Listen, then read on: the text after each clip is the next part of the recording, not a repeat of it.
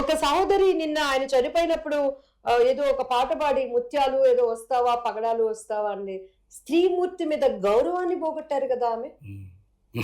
హిందూ స్త్రీలు ఇలా రాక్షసత్వంగా ఉంటారని కనీసం మానవత్వం లేదా అమ్మని ఏం చేశారు ఆయన? ఒకవేళ పొరపాటు జరిగి ఉంటే ఎమ్మటే ఆయన సారీ చెప్పారు కదా. అసలు ఇటువంటి డిబేట్స్ ని ఫస్ట్ బ్యాన్ చేయాలి. డిబేట్స్ బ్యాన్ చేయాలి. డిబేట్స్ బ్యాన్ చేయాలి. డిబేట్స్ బ్యాన్ చేయాలి.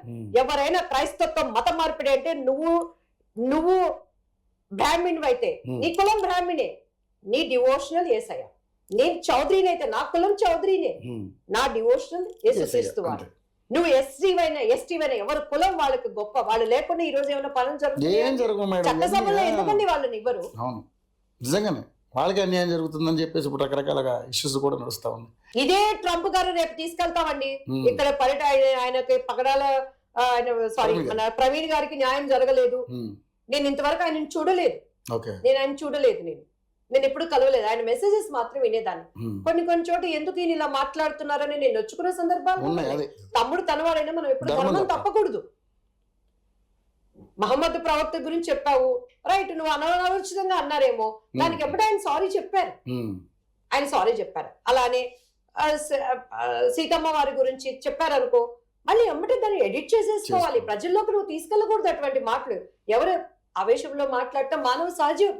తప్పులు దొరుకుతూ ఉంటాయండి మాటలు, కానీ దాన్నే హైలైట్ చేస్తారు. కానీ వీళ్ళు 1% అంటే 99% చేస్తున్నారే శివశక్తి అని చెప్పని. వాళ్ళందరి చరిత్ర తీయమనండి. ఏం గవర్నమెంట్ వాళ్ళ మీద రూల్స్ తీసుకుంటారే? నన్ను కూడా విమర్శించారు వాళ్ళు.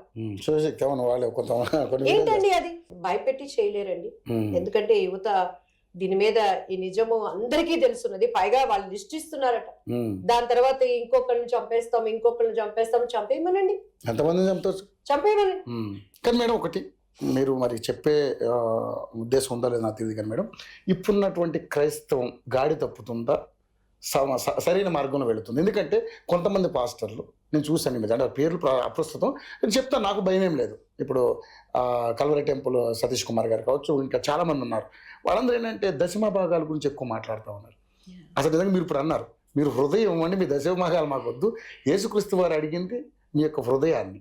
పాపుల్నే నేను ఇష్టపడతాననే ఏదైతే మంచి వాక్యాలు ఉన్నాయో అవి పక్కన పెట్టి ఈ అడ్డమైన ఎక్కువ ఈ చాలామంది రకరకాలుగా వాళ్ళు ప్రూవ్ చేసుకోవడం కోసం వేరే స్టోరీలు కూడా చెప్తా ఉంటారు. దాంట్లో ఏంటి మేడం ఇలాంటి వాళ్ళ మీద మీ అభిప్రాయం ఏంటి? అంటే నేను వాళ్ళని ఎవరిని విమర్శించడానికి నేను ఇష్టపడను, కానీ ఓకే మేడం, నేను బాప్తిసం అంతా తీసుకుంది చెన్నై జయపాల్ గారి చర్చిలోనండి. ఓకే. ఆయన నాకు సంఘపరంగా ఒక దైవజనుడు. ఆధ్యాత్మికంగా నాకు ఏర్పరిచిన వ్యక్తి చెన్నైలో రాజబాబు అన్నయ్య.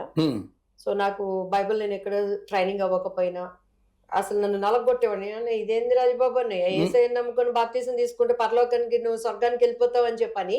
నాకు అసలు వీళ్ళు రానోళ్ళకి ఐఏఎస్ ఆఫీసర్ లాగా ఏంటన్నయ్య నాకు ఏంటంటే దేవుడు నిన్ను కోరుకున్నాడమ్మా. సో నేను ఎక్కువ ప్రార్థనలో గడపటము, దేవుడికి నాకు కొన్ని డోర్స్ ఓపెన్ అవ్వటము, ఈ సువార్తని ఈ రోజుల్లో ఏమి తెలియని మమ్మల్ని ఎందుకు ఆయన ఎంచుకున్నాడు అనేది అలా లైఫ్ అయిపోయింది. సో ఒకరోజు జైపాల్ గారి చిన్నబ్బాయి మీటింగ్ లో నేను కల్వరి సతీష్ కుమార్ గారిని కలిశానండి. నాకు ఆ రియల్ షాక్. అంటే అప్పటి వరకు నాకుండే వాళ్ళు బౌన్సర్లు, మేము ఎక్కడన్నా మీటింగ్స్ కి వెళ్తండి. నేను క్రీస్తుని అంగీకరించినాక ఆయన్ని మానేసుకున్నాను. మాకు ఉండాలి. చిరంజీవి గారికి చూశాను, నా కో స్టార్స్ కు చూసేదాన్ని. అంటే జైపాల్ అన్న ఇప్పుడు మేము ఎప్పుడు బౌన్సర్లు చూడలేదు. మనుషులు అట్లా ఇట్లా వస్తుంటే అసలు ఆయన వస్తున్నప్పుడు నన్ను ఆయన ఏదో బర్త్డే అంటే నేను ఎక్కడో బెంగళూరు నుంచి చాలా అయ్యో అన్నయ్య మనకు అభిమానం అని మేము వస్తే మేము అక్కడ ఉంటే తప్పుకోండి అని నాకు చర్మనే ఎవరిని అంటున్నావు ఏంటి అన్న. నాకేందో ఇది అందరికీ తెలిసింది. చూస్తే వెనకాల ఒక 10 మంది బౌన్సర్లు వచ్చారు. ఆయన అసలు సినిమా వాళ్ళని చూస్తేనే నమస్కారం పెట్టాను కూడా ఆయన భయపడిపోయారు. So it's better experience to me. తర్వాత నేను ఎక్కడైతే ఉన్నానో వాళ్ళే సి అంటే సిగ్గు, నీ అంటే నీతి, మా అంటే మానవత్వం లేనిది సినిమా అందులోంచి పిక్ చేయబడిన వాళ్ళు అన్నప్పుడు అసలు ఇంట్రడక్షన్ ఐ హర్ట్ అనమాట. ఆ ఇంట్రడక్షన్.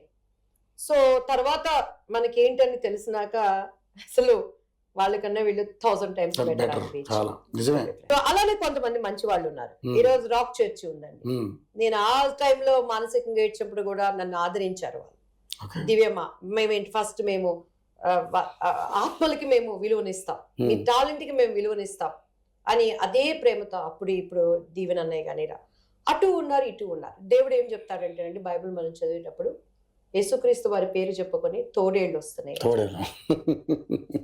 సూపర్. యేసయ్యను పట్టించింది కూడా ఎవరండి?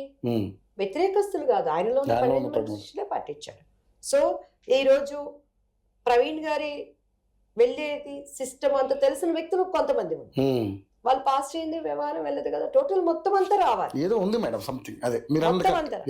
ఈ రోజు నేను ఇక్కడికి వచ్చాను అంటే నా డ్రైవర్ కి తెలుసు, నా పనమ్మాయికి తెలుసు, నా ఫ్రెండ్స్ కి తెలుసు. ఎందుకంటే మాట్లాడుతూ కూడా సింపుల్ చెప్పేస్తాం పలానా చోటుకి వెళ్తున్నామని.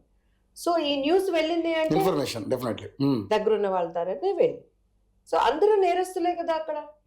వాట్ ఈస్ దిస్ ఇందులో? ఇంకా ఒక ప్రాణాన్ని తీయటం అనేది, కోడిని కోయటం కూడా కొంచెం టైం పట్టిద్దాం. దాన్ని బిస్మిల్లా చేయాలి, మరి వాళ్ళు ప్రార్థన చేసుకోవాలి, దాన్ని కోసేటప్పుడు అంతా దానికి ప్రిపరేషన్ చేయాలి, బొచ్చు పీకాలి, అన్ని చేయాలి. సారీ, దాని జుట్టు తీయాలి, అన్ని చేయాలి. మళ్ళీ దివ్యవాణి గారు జుట్టును పట్టుకుని బొచ్చు అన్నారు. అదే కోడి జుట్టు, కోడి మనమైతే అదే అంటారు. వాటికైనా కూడా కొంత టైం పట్టింది. సెలబ్రిటీ మీద బురదల్లడానికే రెడీగా ఉంటారు కంపల్సరీగా. అది కామన్ లేండి. అది ప్రతి దాంట్లో మనం జాగ్రత్త కలిగి ఉండటం కష్టం లేదు మేడం. అంత పర్టికులర్ అబ్బో జాగ్రత్తగా మాట్లాడాలంటే ఎక్కడ ఇప్పుడు మీరు ఇచ్చిన అనర్ఘమైన స్పీచ్ లో ఎక్కడో ఒకటి ఏదో ఒకటి దొరుకుతుంది, కామన్ అది.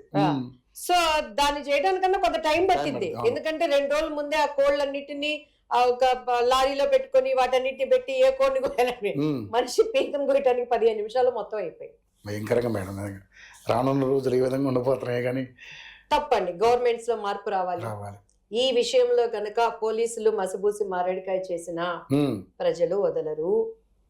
దీని నిజం ఒప్పుకుంటే కూటమి వ్యవస్థ మీద ఆ జనాలకి, అది ఇప్పుడు ఈయన చనిపోయారంటే బాధపడే వాళ్ళు నాట్ ఓన్లీ క్రిస్టియన్స్ అండి, హిందువులు కూడా బాధపడుతున్నారు, మైనారిటీస్ కూడా బాధపడుతున్నారు, టెంపుల్ కి వెళ్లే పూజారులు కూడా బాధపడుతున్నారు. ఎందుకంటే అది మానవత్వం. చంపేంతటి ఏమన్నాడు? ఒకవేళ అన్నా కూడా సారీ చెప్పించు, ఇంక ఇటువంటివి జరగకుండా చూసుకోండి. మీరు అంటున్నారని వాళ్ళని, వాళ్ళు అంటున్నారని వీళ్ళని, ఎటు తీసుకువెళ్తున్నారు?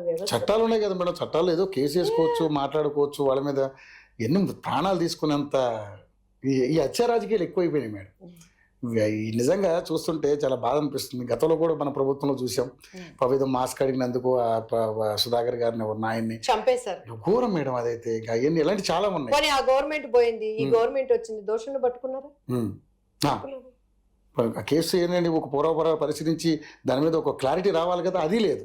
ఎందుకండి ఇప్పుడు మాకున్న బంగారు భవిష్యత్తును వదిలిపెట్టుకుని చంద్రబాబు గారు అంటే అభిమానం అని ఆ పార్టీలో ఉన్నాము, ఆ పార్టీలోంచి బయటకు వచ్చాము, కింద ఉన్న వాళ్ళందరూ అంటున్నారు అట్లీస్ట్ ఆయన జైల్లో పెడితే వెళ్ళలేదు, కనీసం మన పార్టీలోంచి ఒక అన్యాయం అయిపోయిన ఒక ప్రాణం ఉంది, ఆయన నుంచి మనం బయటకు వచ్చినాక మిగతా వాళ్ళందరూ ఆయన ఎలా మాట్లాడారు, ఇంక్లూడింగ్ పచ్చిగా చెప్తున్నాను, రోజా గాని, కవిత గారు గాని, జయప్రద గారు గాని, వాళ్ళందరూ మాట్లాడారు. దివ్యవాణి ఎక్కడ ఆయన మాట్లాడలేదే, కనీసం ఆయనకి ఎప్పుడో ఒక చోటన గుర్తుకు రావట్లేదా? మేము ఇదే క్రైస్తత్వం గురించి మాట్లాడినందుకు నేను పార్టీలో నుంచి అమ్మాయి జగన్ మనిషి అని ఒక లేబులేసి ముద్ర పెట్టాను. అదేదో నేను అత్తుని బతుకు చేయడాన్ని ఫ్లోలో అన్నాను. నేను అన్నది ఆ జర్నలిస్ట్ సాయి. ఆయనకేం తెలుసు? ఆయన విరిచి విరిచి విరిచి మాట్లాడి ఆమె అధికార ప్రతినిధి ఇది ఇచ్చాడంటే నీకేం తెలుసురా బాబు? ఆయన ఫక్తు వైఎస్ఆర్సీపీ అని అందరికి తెలిసిన విషయం. సో ఆయన ఎలిగేషన్ చేయొచ్చు కానీ మీరు ఎలిగేషన్ చేయకూడదు, మీరేం మాట్లాడకూడదు. అసలు అధికార ప్రతినిధి అంటే ఈమెకు అర్థం ఏం తెలుసు అని చరిత్ర చెప్పుకొస్తుంటే, అరే బాబు లోపల నీకు పడేది నీకేం తెలుసు? నేనేమి రాజకీయ వ్యవస్థ నుంచి నేను రాలేదు, నా కుటుంబీకులు మా నాన్నగారు మా అమ్మగారు రాజకీయ వ్యవస్థ కాదు, రాజకీయం అంటే మాకు తెలీదు, కేవలం బాబు గారు మంచి లీడర్ వచ్చాం, అవగాహన చేసుకుని మాట్లాడాం, అక్కడ జగన్మోహన్ రెడ్డి ఉన్న మాట్లాడాం, అమరావతి బిడ్డల కోసం ప్రార్థనలు చేశాం, అక్కడ ఢిల్లీలో మోడీ గారు ఉందన్నా కూడా గట్టిగా మాట్లాడాం. అప్పుడు తెలియదు కదా కూటమి ముగ్గురు అవుతారని. ఈయన ఇష్టానికి మాట్లాడుతుంటే తూని బతుకు చేయడా అన్నానండి. ప్రతి ఒక్కడికి అదే పెడతారు, అది ఒక్కటే దొరికింది వీళ్ళకి ట్రోల్స్ చేయడానికి. ఎవడేం తప్ప మాట్లాడినా నా ఫేస్ క్లోజ్అప్ లో పెట్టాడు, తూ నీ బతుకు చేయడా అంటాం. అది దివ్యవాణి అన్నట్టు చేయటం ఏంది?